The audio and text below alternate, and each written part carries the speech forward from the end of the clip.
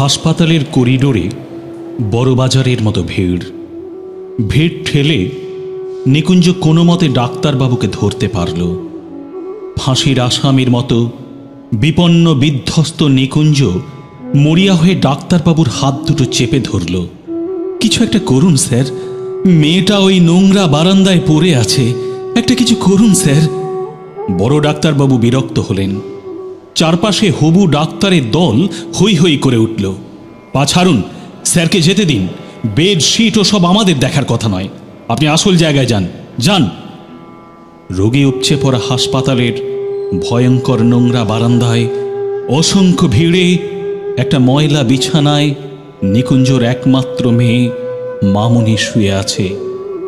ফ্যাকাশে মুখ, হাতে ফোটানো স্যালাইনের ছুঁচ, চোখ ঢুকে গেছে কোঠরে।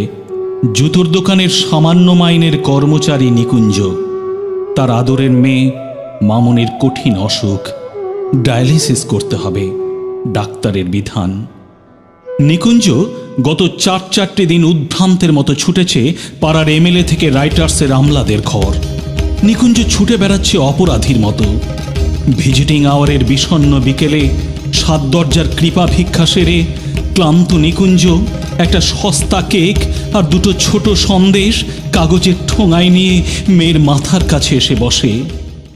সন্দেশ খাবি মামুনি? এনেছি, এই দেখ। যেন কোন অতুল গভীর থেকে মেয়ে বলে, বাবা আমার ছুটি কবে হবে বাবা, কবে আমি বাড়ি যাব বাবা? এটুকু বলতে বলতেই সে ঝিমিয়ে পড়ে। নিকুঞ্জ মেয়ের মাথায় হাত বুলোয় আর বলে, সন্দেশটা খেয়ে নে মা। সন্দেশ খাবো না বাবা, আমি আঙুর খাবো। ওই যে ঘরের ভেতর দেখো, ওই মেয়েটি ওই বিছানায়, ও রোজ আপেল খায়, আঙুর খায়, আমি আঙুর খাবো বাবা।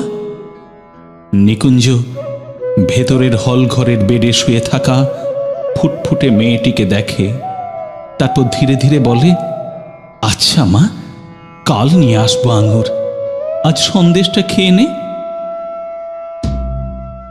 পাড়ার এমএলএ দয়ালু হাতে চিঠি দিয়েছেন মন্ত্রী সিএকে। তিনি চিরকুট পাঠিয়েছেন আর এক আমলাকে।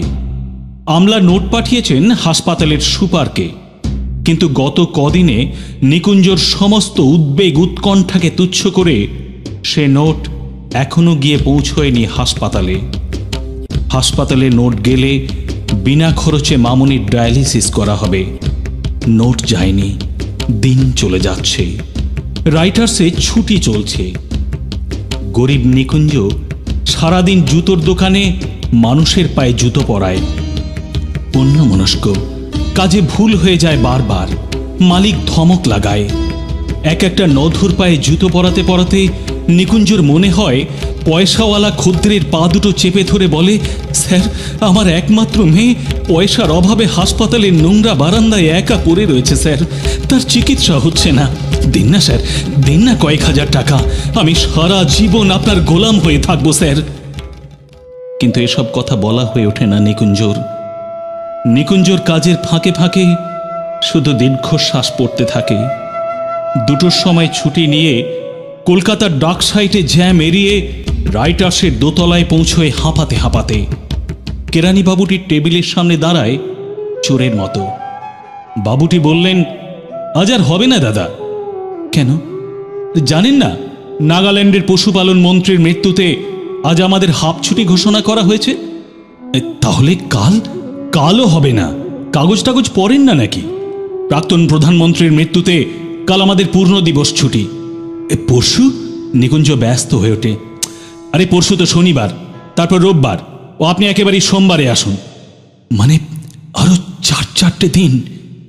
নিকুঞ্জকে কেউ যেন ঠেলে ফেলে দেয় অথই সমুদ্রে। তলিয়ে যেতে যেতে নিকুঞ্জর কানে ভেসে আসে মামুনির ক্ষীণ কণ্ঠস্বর, আমার ছুটি কবে হবে বাবা, কবে আমি বাড়ি যাব বাবা? হঠাৎ নিকুঞ্জর মাথায় যেন আগুন জ্বলে ওঠে। দুর্বল অভুক্ত ক্ষীণ শরীরে হঠাৎই যেন জেগে ওঠে ভয়ঙ্কর তেজ। রাইটার্সের বারান্দা দিয়ে ছুটতে থাকে নিকুঞ্জ। ভিড় টপকে রাইটার্সের বারান্দায় এসে আবারও ছুটতে থাকে। ছুটতে ছুটতে এসে ঢোকে ডালহৌসির প্রাচীন এক গুলি বন্দুকের দোকানে। আগুন জ্বলে নিকুঞ্জর মাথায়। ধূমকেতুর মতো দোকানে ঢুকেই নিকুঞ্জ চিৎকার করে বলতে থাকে, আমাকে একটা বন্দুক দিন, যা থেকে হাজার হাজার গুলি বেরোবে। আমি প্রাক্তন নেতা মন্ত্রীকে সব গুলি করে মারবো, সবাইকে একদিনেই মেরে ফেলবো, একদিনেই। তারপর সারা দেশে একদিনে হবে রাষ্ট্রীয় শোক। হ্যাঁ, একদিনই হবে রাষ্ট্রীয় শোক। তারপর আমার মামুনির ডায়ালিসিস করা হবে। হ্যাঁ, আমার মামুনির ডায়ালিসিস হবে। দোকানের দারোয়ান ঘাড় ধরে বের করে দিল নিকুঞ্জকে। নিকুঞ্জ ছুটতে শুরু করলো। ছুটতে ছুটতে হাঁপাতে হাঁপাতে হাসপাতাল। বুকের ভেতর তীব্র উত্তেজনায় হাতুড়ির ঘা। তবু সে ছুটতে থাকে। দোতলার বারান্দায় ততক্ষণে ভিজিটিং আওয়ারের ঘড়ি ছোট হয়ে এসেছে। অন্ধকার ঘনিয়ে এসেছে। টলতে টলতে সিঁড়ি দিয়ে উঠতে উঠতে বিড়বিড় করে বলতে থাকে, মামুনি, চিন্তা করিস না মা, আর 4 দিন, মাত্র 4 দিন।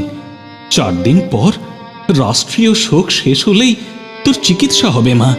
তুই ভালো হয়ে উঠবি মা, কিছু চিন্তা করিস না, কিছু চিন্তা করিস না। বলতে বলতে দ্রুত পায়ে মামুনির বিছানার দিকে এগোতে থাকে নিকুঞ্জ। পকেটের ঠোঙায় 2 টাকার আঙুর। হঠাৎ ঝপ করে লোডশেডিং এর মতো নিকুঞ্জর চোখের সামনে সবকিছু অন্ধকার হয়ে যায়। মামুনির বিছানাটা খালি। মামুনি কোথায়? মামুনি কোথায়? কোথায় কোথায় মামুনি? নিকুঞ্জর চিৎকারে একজন নার্স এগিয়ে আসে। নিকুঞ্জর বিধ্বস্ত মুখের দিকে তাকিয়ে একটু থমকে যায়।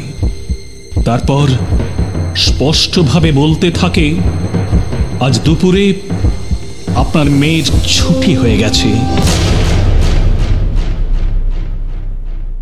কেমন বাবা আপনি? এতদিনেও একটা ফ্রি ডায়ালিসিস অর্ডার বের করতে পারলেন না? নিকুঞ্জ পাথর হয়ে গেল। পকেট থেকে আঙুরের থেতলে যাওয়া ঠোঙাটা অতি কষ্টে বের করে শূন্য বিছানার সামনে দাঁড়িয়ে জোরে জোরে বলতে লাগলো, মামুনি, মামুনি, মামুনি, আমি আঙুর এনেছি রে মা, আমি আঙুর এনেছি রে মা। ও মা, তুই যে আঙুর খেতে চেয়েছিলি, এই দেখ না, আমি আঙুর এনেছি রে মা, আমি আঙুর এনেছি রে মা।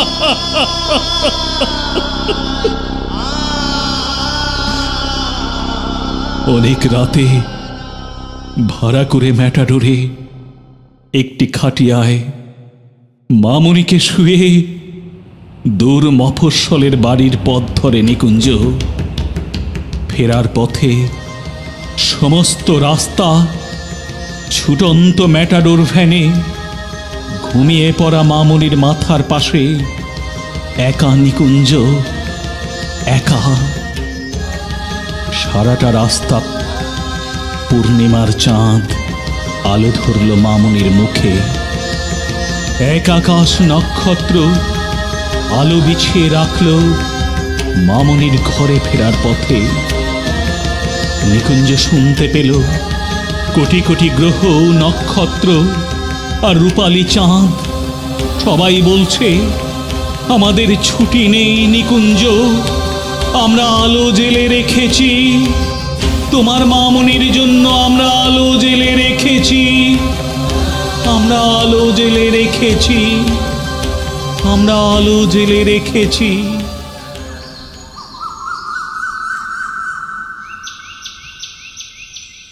ভোরের আলো তখন সবে ফুটছে। ম্যাটাডোর ভ্যান এসে থামল নিকুঞ্জর ভাঙা বাড়ির দরজায়। পাগলের মতো ছুটে এলো নিকুঞ্জর বউ। এনেছো, এনেছো আমার মেয়েকে, আমার মেয়েকে তুমি এনেছো। পাথর হয়ে যাওয়া নিকুঞ্জ অসহায় বাবার বুক ভাসানো কান্নায় ভেঙে পড়ার মুহূর্তে বলল, তোমার মামুনির ছুটি হয়ে গেছে, তোমার মামুনির ছুটি হয়ে গেছে, তোমার মামুনির ছুটি হয়ে গেছে।